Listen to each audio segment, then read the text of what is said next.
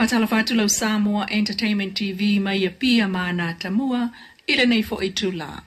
Wa muta ile so lulu le vai so nei le timinga lue por kon kalati al te mai tai office asili ntanga ngola fonga matupe maua le sunga matafeo avalisa via li fatu ali.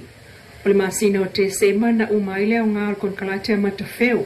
Peta ina fa ma oni el kapineta le timi fa opopo ngalue fa awai. Au fa nga solo il fa sala ngole abanoa. Le wo fa yai fa tal noanga tangata na talo sanga. Pan fa maoni mai le fionga le minister tanga ngola fonga matupe maua. Fionga tuala Josefo poni fa siule to talo sanga yo le sunga matafeo ile abanoa. E fa isim tanga ngal malo mai a foi kon kalate ala to office sili. E a fialim tanga ngonga tele le malo. Malem tanga of sort inga. Wa ave fo yai le abanoa to talo sanga ya abanoa pe amana na wai. Waili mo leo mata upuno so fa ya sile officer le fionga ile sui pale mia il master wai e pe ontali mai ile sui komsino leo au Paulo ngoitino Filippo na ofsingi le Geopolincia pe ta yota u le fion sui pale mia tuala Josefo Bonifacio o stasi la vola fainga renga mai le o toi fainga renga ele ngata ina yata tino la na soli tu la fono e na mawala foi ele mea poeta o lo o yai totono le ofisa le ngao yoinga alem ta upuna lipoti leo mo fa mamonga man fa tinongo le lato foi nga renga o sa wanga fa sanga fa na utalavo o se mata fa yoi faitele le tangata uma ai mai sai la mai ni sa wanga fa lilo o tungalunga mapapolenga na ole pulenga le to manga moepo po nga tiel vai Sene no la to avatu ele mata upo sa wanga fa sanga ise atali ina tu wane lungo sota inga televavame nafsingelo le Geopolincia pulenga le to manga moepo po nga tiel sala to ngayo inga ofaya ile ai tu ainga o fa asalalamo peta yota ole suyo le to manga moepo po nga tiel yo o atu silipoti alo yo mta upule nei aina o ata na lafuatu o atalo o atangi ai se tamai titi pe ono tau sanga le matua o lo sa fa e lunga o se no fo ai lumol ta vale ai sai fa tasio na lima amata mai la loifo ona tau awanga e tu lima o le polengo le to manga na la to vatu ai mta upul nei po ata ile ofisa o leo peta yota o fo ele to manga yo o mai nei ele yo one lava setala isa ilinga leo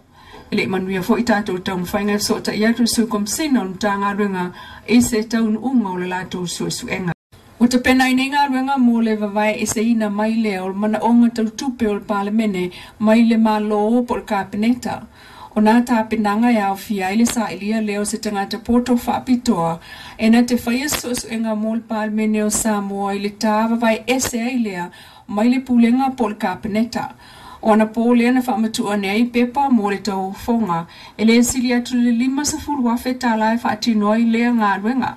o le tau sanga talwai na tanga ia ile pulenga o fa to ele tu sama o tasi po le fast e se fa ngai tu to tasi il fa tu pengo le palemene mai le malo e pui ai le tu to tasi o le palemene I people tau fonga o le simta fa yo I fo o le vaenga lea e au fiai le ta pena o whaatala noanga ma whapa anga e pe umtanga ruenga ma isi vaenga tala whenga I a sanga sila fia atili ai tau o manga ruenga whai al palemene o le lipoti ma se ta penanga whai o le tau fonga o le ato ina atu le fonga whetala I o le mota ma le pulenga o le office sili o le fono whai tula fono Ua tofia nei le komiti ngalua le ava malosi po o le lika board le vainga su e whapitoa le task force. E tanga I le tele whai tionga I whangu malosi SS le ua mawal tātou tanu.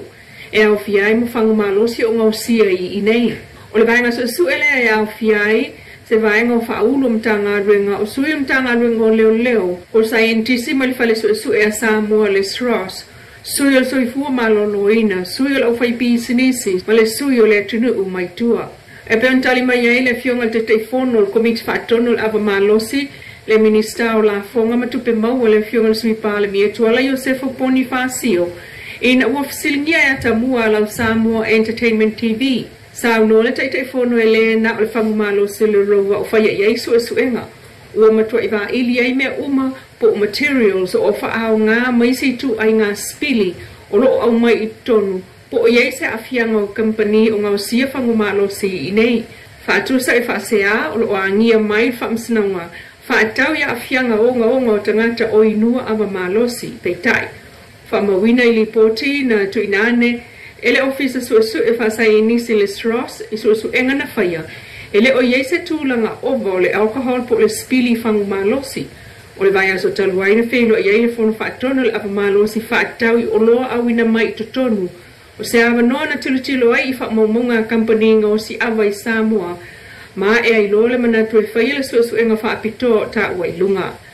Ai o ta ua, Les Ross po suasu enga whaasai e nisi e le o lava i se whaase fulu% le malolosi o whangu malosi o lato suasu eina. O tali ai se li poti ma le vainga suasu e whai ungo le vai aso nei matu ina tuai ilumo le komiti whaatono le awa malosi le lika board. O taitai whono ai le minista o la fonga matupe maua le whionga tuala Yosefo Bonifasi. I talanta mai o le pepesi o siamo COVID Amerika Samoa utapuni ai nei mo tui le mamanu atalu mai le se fululua i le poa na po taimi Samoa ma whaase e atu le lanu mumu le mawalunga o le lamati o le territory ua iai nei. I li poti mai tutuile ua iai tangata o ai ngai fafo mai o no whanga whaanofo sea wa a fia siama. Mai le tala nei a Amerika Samoa o ta wai o le malango i anuali lusu fitu lea na PCI tangata whainga ruenga lea ma a fia tuai tangata e to fitu lona a inga le siama mai sa watu fo ina tangata i le lotu ai o le whasilsilanga a le fionga i le kovana o le territory lunga o le KVC KTV i le po na po le fionga le malu pele timaunga a matatuai i le se fulu lua i le vavea o taimi Samoa. Na tapuni o le maloma se vai ngau pisi nisi mo le vai aso a o mata i tu waita o manga o suesu enga whai al mtanga ruenga o le soifua maloloina. Lo Samoa Entertainment TV mai e pia maana tamua le nei tu la wha apoponga tae au le alofole atua ai fa soifua ia.